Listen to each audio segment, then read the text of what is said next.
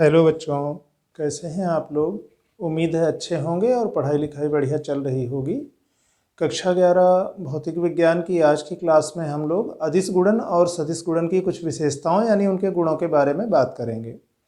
अदिश गुणन इसके पहले हम लोग पढ़ चुके हैं कि अगर दो सदिशों का गुणनफल अदिश राशि प्राप्त होती है तो वह अदिश गुणनफल होता है, और दो सदिशों को अगर हम गुणा करते हैं और गुणनफल सदिश राशि प्राप्त होती है तो वह उन दो सदिशों का सदिश गुणनफल होता है। अदिश गुणनफल को स्केलर प्रोडक्ट कहते हैं। बीच में डॉट लगाकर व्यक्त करते हैं गुणन को, इसलिए इसको डॉट प्रोडक्ट भी कहते हैं। और सदिश गुणन में क्रॉस यानी गुणा का चिन्ह लगाते हैं, इसलिए उसको हम लोग क्रॉस प्रोडक्ट भी कहते हैं। कुछ विशेषताओं और परिमाण हम लोग कैसे लिखते थे। अगर दो सदिश हैं वेक्टर ए और वेक्टर बी, उनके बीच का कोण अगर थीटा हो तो वेक्टर ए डॉट वेक्टर बी यानी अदिश गुणनफल बराबर ए बी कास थीटा। ए और बी परिमाण है उन वेक्टरों के, थीटा उनके बीच का कोण है ए बी कास थीटा। ठीक, सदिश गुणनफल में वही साइन थीटा हो जाता था, और सदिश राशि रहती थी तो एक नॉर्मल यूनिट वेक्टर भी आ जाता था। अब हम लोग देखते हैं कि अदिश गुणनफल के कुछ गुण, प्रॉपर्टीज ऑफ स्केलर प्रोडक्ट। तो लिखा है, मैं एक तरफ से पढ़ते चल रहा हूँ, बीच बीच में कुछ हम लोग इसमें ध्यान दे लेंगे और बातों पर। जैसे पहला है, अदिश गुणनफल क्रम विनिमय यानी कम्यूटेटिव होता है, कम्यूटेटिव नियम का पालन करता है। क्रम विनिमय क्या है, यानी क्रम महत्वपूर्ण नहीं है। चाहे आप सदिश ए में सदिश बी से गुणा करो यानी सदिश बी में से गुणा कर रहे हो, चाहे आप vector b dot vector a यानी पहले वेक्टर बी लो और उसमें ए वेक्टर से गुणा करो। क्यों, आप ध्यान दो, का ए डॉट बी बराबर ए बी कास थीटा, और जब बी से ए की ओर आ रहे हो, मान लो ए वेक्टर हमारा ऐसे नीचे की ओर है, ठीक, बी वेक्टर मान लो थोड़ा सा ऊपर की ओर है जब आप कोण की धनात्मक दिशा में आगे बढ़ते हो, तो ए बी कास थीटा में थीटा के लिए ए से बी की ओर जाने के लिए धनात्मक हुआ। ठीक, मान लो इसी को उल्टा, आप कहे नहीं पहले बी वेक्टर है, हमको बाद में ए वेक्टर की तरफ आना है, तो थीटा अगर घूम के आप नीचे की तरफ आते हो यानी घड़ी की सुई की दिशा में घूमते हो तो माइनस थीटा हो जाएगा। माइनस और कास माइनस थीटा बराबर कास थीटा, तो चाहे आप कहो ए बी कास थीटा, चाहे आप कहो बी ए कास माइनस थीटा, चूँकि कास माइनस थीटा बराबर कास थीटा, तो इसलिए क्रम यहाँ पर मायने नहीं रखता कि हम ए से बी की ओर गए हैं कि बी से ए की ओर गए हैं। तो पहली बात तो ये कि अदिश गुणनफल यानी दो सदिशों का अदिश गुणनफल क्रम विनिमय नियम का पालन करता है, और यानी क्रम महत्वपूर्ण नहीं होता है, अर्थात वेक्टर ए डॉट बी का जो मान होगा वही वेक्टर बी डॉट ए का मान होगा, क्योंकि वो चाहे आप कहो कि ए बी कास थीटा है चाहे कहो बी ए कास थीटा है। ठीक, दूसरा, अदिश गुणनफल योग या अंतर की संक्रिया पर वितरित होता है, डिस्ट्रीब्यूटिव लॉ का पालन करता है। वितरित होना क्या है, जैसे मान लो तीन सदिश हैं आपके पास ए बी और सी, और इस रूप में आप गुणा कर रहे हो कि बी और सी के योग में आप वेक्टर ए से गुणा कर रहे हो, डॉट गुणा कर रहे हो, तो इसका मान a dot b plus a dot c के बराबर होगा। तो यहाँ ये योग की संक्रिया पर वितरित हो रहा है। उसी तरह से अगर बी माइनस सी होता तो वेक्टर ए dot B minus C, vector B से सी को घटाओ और वेक्टर ए से गुणा करो, तो इसका मान a dot B minus a dot c के बराबर होगा।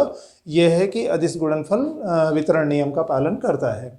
फिर एक और गुण, दो समांतर सदिशों का अदिश गुणनफल उनके परिमाणों के गुणनफल के बराबर होता है। ध्यान दीजिए, समांतर सदिश होने का मतलब है एक ही दिशा में है, यानी उनके बीच का कोण थीटा बराबर शून्य अंश है। हम कह रहे हैं कि ये ए डॉट बी, अच्छा हाँ, बराबर होता है, अर्थात वेक्टर ए डॉट बी बराबर ए बी, कब, जब वेक्टर ए और बी वेक्टर बी समांतर हैं। ध्यान रखना, ये चीज़ तब होगी जब आपका वेक्टर ए समांतर है वेक्टर बी के। ठीक, ए और बी समांतर वेक्टर हैं तो ए डॉट बी बराबर ए बी, क्यों, तब वेक्टर ए डॉट वेक्टर बी बराबर ए बी कास थीटा में थीटा का मान अगर आप शून्य अंश रख दोगे तो कास थीटा यानी कास 0 1 हो जाएगा, और 1 से गुणा करने का मतलब इस पद का ठीक है, केवल ए बी बचा। इसी का उपयोग करते हुए मान लो हमारे पास वेक्टर बी और मतलब किसी सदिश में हम उसी सदिश से अगर अदिश गुणनफल कर रहे हैं तो उसे हम स्वतः अदिश गुणनफल कहते हैं। तो किसी सदिश का स्वतः अदिश गुणन या स्वतः अदिश गुणनफल self scalar product of vector, किसी वेक्टर में खुद उसी वेक्टर से हम स्केलर प्रोडक्ट यानी अदिश गुणनफल कर रहे हैं, तो उस गुणनफल का मान उस सदिश के परिमाण के वर्ग के बराबर होता है। ये जो तीसरे नंबर पे हम लोगों ने लिखा है ना, वेक्टर ए डॉट वेक्टर बी बराबर ए बी, जब दो सदिश समांतर हैं उसी का समझ लो एक विशेष स्थिति है कि ए और बी अलग अलग समांतर सदिश न होकर के वही सदिश है, क्योंकि जो वेक्टर है, दोबारा फिर आप वेक्टर ए कह रहे हो, तो एक ही वेक्टर का अगर उसी वेक्टर से आप अदिश गुणनफल कर रहे हो तो अदिश गुणनफल का मान उस सदिश के परिमाण के वर्ग के बराबर होगा। अर्थात वेक्टर ए डॉट वेक्टर ए बराबर ए इंटू ए कास थीटा, है ना। कास थीटा हो गया 0, कास 0 1 हो गया, तो इसको ऐसे लिख सकते हो ना, वेक्टर ए डॉट वेक्टर ए बराबर ए इंटू कास 0 बराबर ए इंटू 1 बराबर ए स्क्वायर। ठीक, तो ये स्वतः अदिश गुणनफल हो गया। फिर अगर हमारे पास दोनों सदिश एक दूसरे के लंबवत हों, वेक्टर ए हैं और वेक्टर बी हैं, दोनों एक दूसरे के लंबवत हैं, तो अदिश गुणनफल शून्य होगा। क्यों? ए डॉट बी बराबर ए बी कास थीटा में अगर आप थीटा बराबर 90 अंश रख देते हो वेक्टर ए और वेक्टर बी के बीच का कोण, तो कास थीटा यानी कास 90 अंश शून्य हो जाएगा। तब अब जब यहाँ शून्य से गुणा करोगे तो ए और बी के मान भले शून्य ना हो, ये भले दोनों नॉन जीरो वेक्टर्स हों, लेकिन अब भी हमारा ए डॉट बी शून्य होगा। कब? अगर वेक्टर ए लंबवत है वेक्टर बी के। ठीक, तो एक ये गुण हो गई। और ये जो हम लोगों ने नियम पढ़े हैं वेक्टरों के सदिश गुण समांतर होने पर या लंबवत होने पर, कि जब समांतर है तो सीधे उनके परिमाण के वर्ग के गुणनफल के बराबर, लंबवत है तो शून्य। अब उसी का उपयोग करते हुए अगर हम लोग आई कैप, जे कैप और के कैप, ये हमारी क्रमशः एक्स अक्ष, वाई अक्ष और जेड अक्षों के अनुदिश लंब कोणिक एकांक सदिश हैं, ऑर्थोगोनल यूनिट वेक्टर्स। कौन?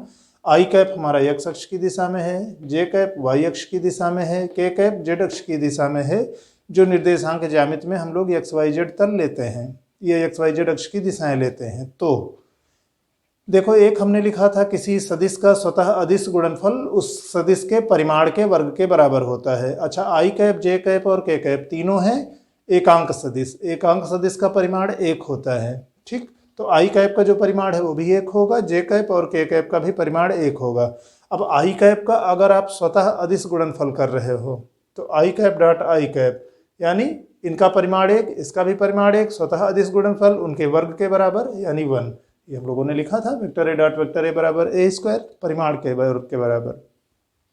तो इसी प्रकार जे डॉट जे और के डॉट के भी एक ही होंगे, क्योंकि इनके परिमाण 1 हैं और बीच का कोण शून्य अंश है। उसी प्रकार एक गुण हम लोगों ने लिखा था कि अगर लंबवत होते वो दोनों सदिश तो वेक्टर ए डॉट वेक्टर बी 0 हो जाता। अच्छा, आई जे के तीनों एक दूसरे के लंबवत हैं, किसी को किसी के भी साथ ले लो, जैसे आई जे के साथ लंबवत है, आई के साथ भी लंबवत है, जे आई के साथ भी लंबवत है और के साथ भी है ना, के आई के, और इसी तरह से। तो यानी दो भिन्न अगर आप कोई भी सदिश लोगे, वो एक लंब कोणिक एकांक सदिश लोगे, तो I cap dot J cap या जे कैप डॉट के कैप या के कैप डॉट आई कैप शून्य होंगे। अच्छा, चूंकि ये क्रम विनिमय नियम का पालन करता है, तो जैसे हमने यहाँ जे डॉट आई नहीं लिखा है, जैसे आई डॉट जे शून्य होगा वैसे जे डॉट आई भी शून्य होगा, है ना।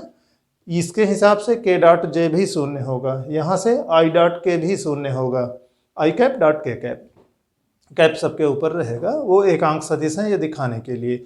अब एक गुण और हम लोग मुख्य रूप से लिख लेते हैं कि मान लो हमारे पास दो सदिश हैं। ठीक, वेक्टर ए है वो घटक के रूप में दिया है, वेक्टर ए बराबर ए x I cap plus A Y J cap plus A Z के कैप। उसी तरह वेक्टर बी हैं और उन दोनों का अदिश गुणनफल हम लोग इन गुणों का उपयोग करते हुए देखेंगे कि क्या होगा।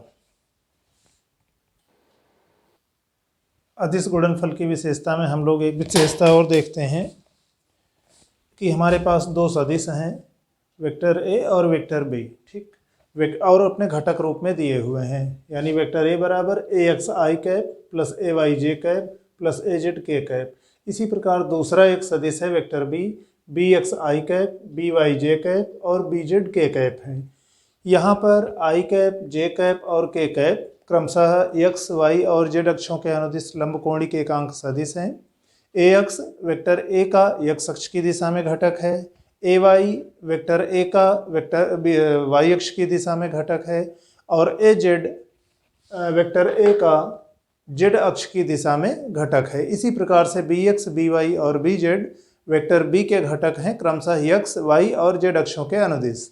अब इस तरह से अगर दिए हुए हों और आप उनका अगर डॉट प्रोडक्ट कर रहे हो यानी स्केलर प्रोडक्ट कर रहे हो यानी अदिश गुणनफल कर रहे हो, तो वेक्टर ए डॉट वेक्टर बी उनके संगत घटकों के गुणनफल के योग के बराबर होगा। संगत घटक का मतलब ए के एक्स घटक बी के एक्स घटक के साथ गुणा करिए तो ए एक्स बी एक्स, ए का वाई घटक बी के वाई घटक के साथ गुणा करिए ए वाई बी वाई, ए का जेड घटक और बी के जेड घटक को गुणा करिए ए जेड बी जेड, इनके योग के बराबर होगा वेक्टर ए डॉट वेक्टर बी। और इसको निकाल कैसे सकते हैं? ध्यान दीजिए, हम लोगों ने आई कैप जे कैप और के कैप के साथ जो विशेषताएं पढ़ी थी ना, एक तो ये कि आई कैप डॉट आई कैप बराबर जे कैप डॉट जे कैप बराबर के कैप डॉट के कैप बराबर 1। खुद से अगर गुणा कर रहे हो डॉट प्रोडक्ट तो 1, और अगर दूसरा सदिश है तो वेक्टर मतलब आई कैप डॉट जे कैप 0, आई कैप डॉट के कैप 0, जे कैप डॉट के कैप 0। उसका ध्यान रखते हुए जैसे बीजगणित में हम लोग गुणा करते हैं ना, मान लो जैसे अगर इन दोनों पदों का हम गुणा करते तो क्या होता, A X B X I cap dot I cap, तो I cap dot I cap 1 हो जाता, तो बचता केवल ए एक्स बी एक्स। अच्छा, इसी का अगर हम आगे गुणा करते तो यहाँ करते तो ए एक्स बी वाई आई कैप डॉट जे कैप 0 हो जाता, आई डॉट जे 0। उसी तरह इसका ए एक्स और b z i cap dot k cap तो वो भी 0 होता। तो बचता कौन कौन, इसका इसके साथ, इसका इसके साथ और इसका इसके साथ, यही 3 घटक बचते क्योंकि वहाँ क्रमशः I dot I J dot J और के डॉट के आ रहे थे। बाकी शेष 2 पदों के साथ जब आप गुणा करते तो गुणनफल 0 हो जाता, क्योंकि 2 विपरीत हमारे पास 2 परस्पर लंबवत वाले एकांक सदिश एक दूसरे से गुणा करते, तो बीजगणित की तरह से इसको हम विस्तार करके और I dot I J dot J और के डॉट के बराबर 1 तथा आई डॉट जे बराबर जे डॉट के बराबर आई के डॉट आई बराबर 0 करते हुए हम इसको प्राप्त कर सकते हैं। अब उसी तरह हम आते हैं सदिश गुणनफल के गुण पर, यानी प्रॉपर्टीज ऑफ वेक्टर प्रोडक्ट। जिस क्रम में जिस तरह से हम लोगों ने अदिश गुणनफल की विशेषताएं लिखी थी उसी तरह इनको देखते हैं। तो पहला तो ये कि सदिश गुणन क्रम विनिमय नियम का पालन नहीं करता है। अदिश गुणनफल करता था, वहाँ पर क्रम महत्वपूर्ण नहीं था, पर यहाँ महत्वपूर्ण है। नहीं करने का मतलब क्या है, वेक्टर ए क्रॉस वेक्टर बी को आप vector b cross vector a के बराबर नहीं कह सकते हो कि ये दोनों बराबर नहीं हैं। क्यों बराबर नहीं होते? जब आप यहाँ पर क्रम बदल देते हो तो दिशा बदल जाती है, यानी vector b cross vector a की जो दिशा होगी वो ए क्रॉस बी की दिशा के विपरीत होगी। यद्यपि दोनों के परिमाण समान होंगे, परिमाण में दिक्कत नहीं है। ध्यान दीजिए, हम लोग जब दक्षिणावर्ती पेंच का नियम पढ़ रहे थे ना, तो उसमें यह था कि एक वेक्टर से दूसरे वेक्टर की ओर जाओगे तो पेंच दूसरी दिशा में चलेगा, दूसरे से पहले की ओर आओगे तो पेंच दूसरी दिशा में चलेगा।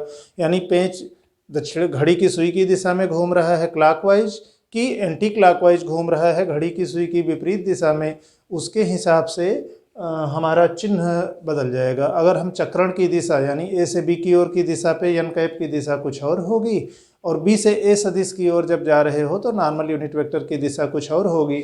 तो सदिश गुणनफल क्रम विनिमय नियम का पालन नहीं करता है। यहाँ आप क्रम नहीं बदल सकते हो, यहाँ क्रम महत्वपूर्ण होता है। क्यों? तो इसका मतलब वेक्टर ए क्रॉस वेक्टर बी बराबर नहीं होता है vector b cross vector a के। क्यों बराबर नहीं होता?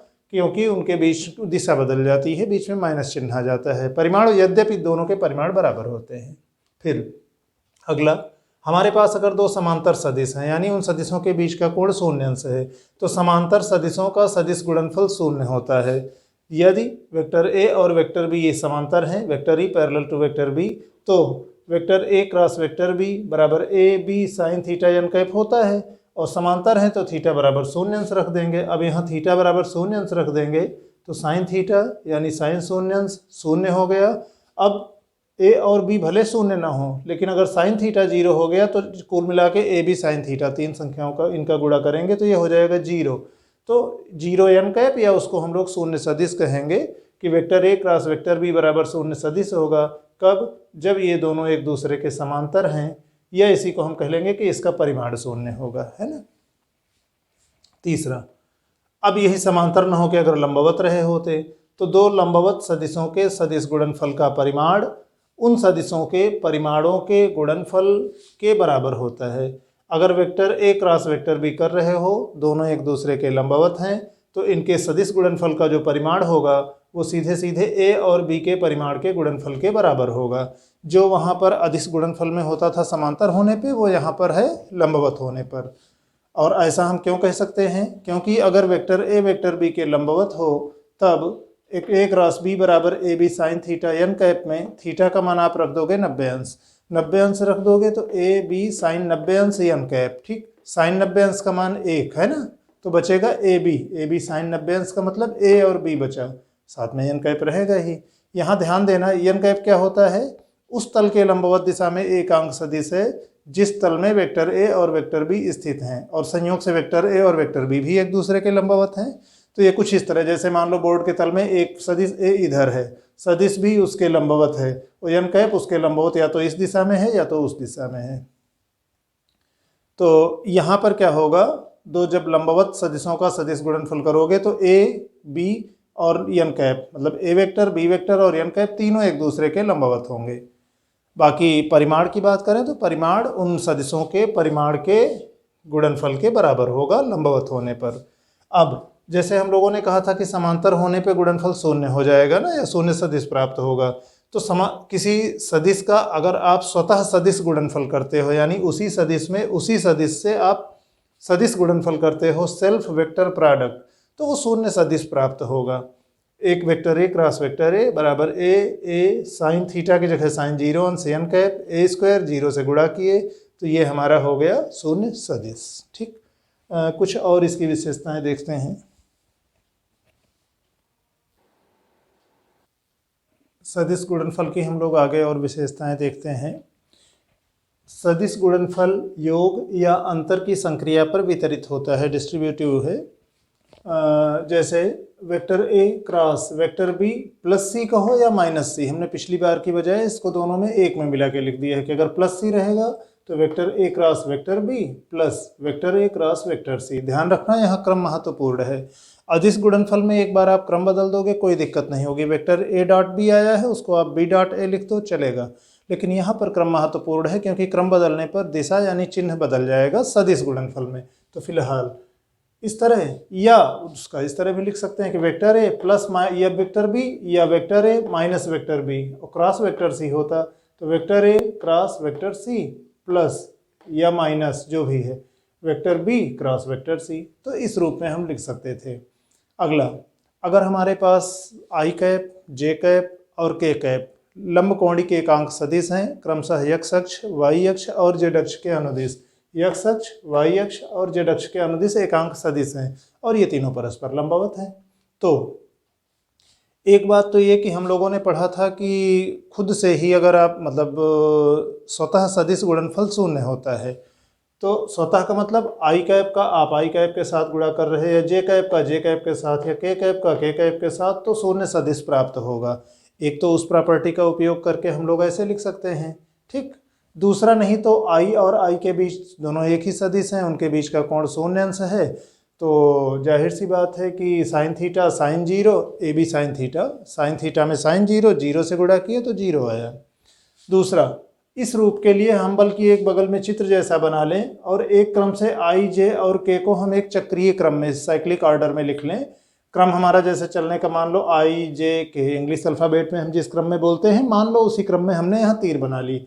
अब इस तीर की दिशा में अगर आप आगे बढ़ोगे तो किन्हीं भी दो सदिशों का जब आप सदिश गुणनफल करोगे तो अगला वाला सदिश प्राप्त होगा। जैसे आई कैप क्रॉस जे कैप बराबर के कैप, तो वही हमने लिखा है आई कैप क्रॉस जे कैप बराबर के कैप। उसी तरह से जे कैप क्रॉस के कैप बराबर आई कैप, ये हो गया।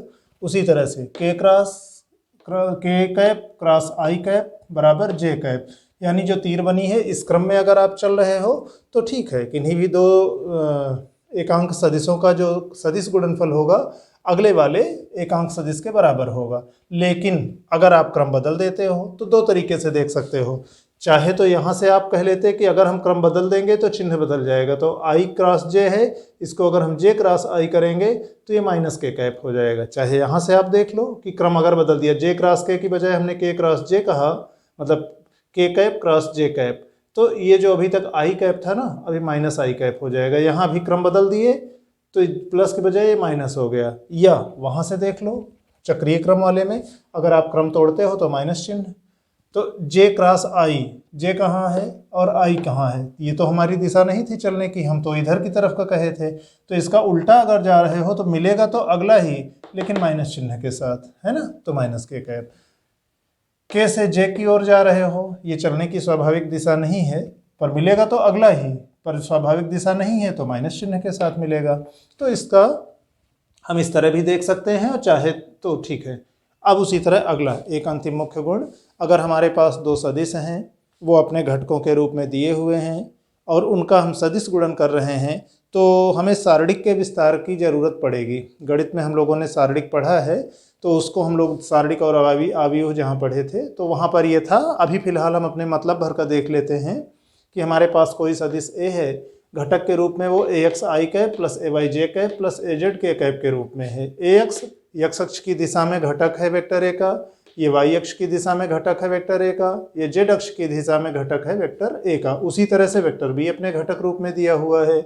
तो इन दोनों का अगर आप सदिश गुणनफल करते हो तो इस सारणिक के विस्तार के रूप में होगा i cap j cap k cap ax ay az bx by bz। इस सारणिक का जब आप विस्तार करते हो तो चिन्ह आप ध्यान दो, मान लो हम एकदम बाएं किनारे ऊपर से प्लस से शुरू किए, तो प्लस फिर माइनस फिर प्लस, इस तरह से प्लस माइनस चिन्ह बारी बारी से आते जाते हैं और क्रमशः एक एक के सापेक्ष विस्तार करेंगे। जैसे पहले प्लस आई है तो इसके विस्तार का मतलब आई अब यहाँ से होकर जाने वाली, चाहे आपकी ये पंक्ति यानी रो रही हो, चाहे ये स्तंभ यानी कॉलम रहा हो, इन दोनों को आप हटा दीजिए। आई की सीध में ये हट गया और ये हट गया, तो बचा क्या, A Y A Z B Y B Z. तो आप इसको ऐसे लिख सकते हो कि आई कैप और आई कैप में ये और ये हटा दिए तो बचा A Y A Z B Y B Z, ये लिख लिया। फिर ये माइनस जे है, मतलब जब विस्तार हम कर रहे होंगे तो हमने कहा था प्लस माइनस प्लस इस क्रम में चलेंगे। 4 होते तो अगला फिर माइनस होता, तो यहाँ माइनस जे कैप कर लेंगे। अब यहाँ के सापेक्ष ये लाइन चली गई और ये लाइन चली गई, बचा कौन, ये और ये, वही हमने लिखा है माइनस जे में A X A Z B X B Z. फिर आते हैं के पर, तो ये लाइन चली गई और ये चला गया, तो बच्चे हमारे ये 4 A X A Y B X B Y. ठीक, अब इसका फिर आगे अगर हम और विस्तार करें तो इसमें कैसे करते हैं, समझ लो इस क्रम में कि पहले ये वाला माइनस ये वाला, जो डॉटेड लाइन से है वो माइनस के बाद, और जो सॉलिड लाइन से है वो पहले गुणा में, यानी I cap A Y B Z minus, चाहे बी वाई ए जेड कहो क्योंकि ये परिमाण ही हैं, या हम ए पहले और बी बाद में लिख रहे हैं तो ए जेड बी वाई। अब उसी क्रम में चलते चलते हैं, माइनस जे कैप, इसका विस्तार करेंगे तो पहले इसका गुणा यानी ए एक्स बी जेड, फिर माइनस में इनका ए जेड बी एक्स, फिर के कैप में आते हैं, पहले इनका गुणा, के कैप तो है ही है बाहर, ये परिमाण बताएगा कि वेक्टर ए क्रॉस वेक्टर बी का जेड अक्ष की दिशा में घटक कितना है, ये ए क्रॉस बी का वाई अक्ष की दिशा का घटक है, ये ए क्रॉस बी का एक्स अक्ष की दिशा का घटक है। बल्कि यहाँ पर हम चाहे ना तो इस पद को, ये तो ठीक है हमने विस्तार के लिए लिख लिया था, अगली बार जब करेंगे तो प्लस जे कैप करके और यहाँ इनका क्रम बदल देंगे, है ना, ए जेड बी एक्स माइनस ए एक्स बी जेड, बाकी प्लस में ये वाला रहेगा ही और ये वाला भी ऐसे ही रहेगा ना। तो बल्कि इस रूप में कहना ज़्यादा सही है कि अब ये वाई अक्ष का दिशा का घटक है, ये एक्स अक्ष की दिशा वाला घटक है, ये जेड अक्ष की दिशा का घटक है। वो विस्तार समझने के लिए हमने कहा था प्लस माइनस, ताकि यहाँ हमको ये क्रम न बदलना पड़े कि ऊपर बाईं तरफ से शुरू करके उसके सामने तिरछा गुणा और माइनस दूसरे वाले का। तो उसी तरह के कैप में पहले इसका ए एक्स बी वाई, ठीक, और माइनस ये वाला ए वाई बी एक्स। तो ठीक है, आज के लिए अभी अदिश गुणन और सदिश गुणनफल की विशेषताओं में इतना।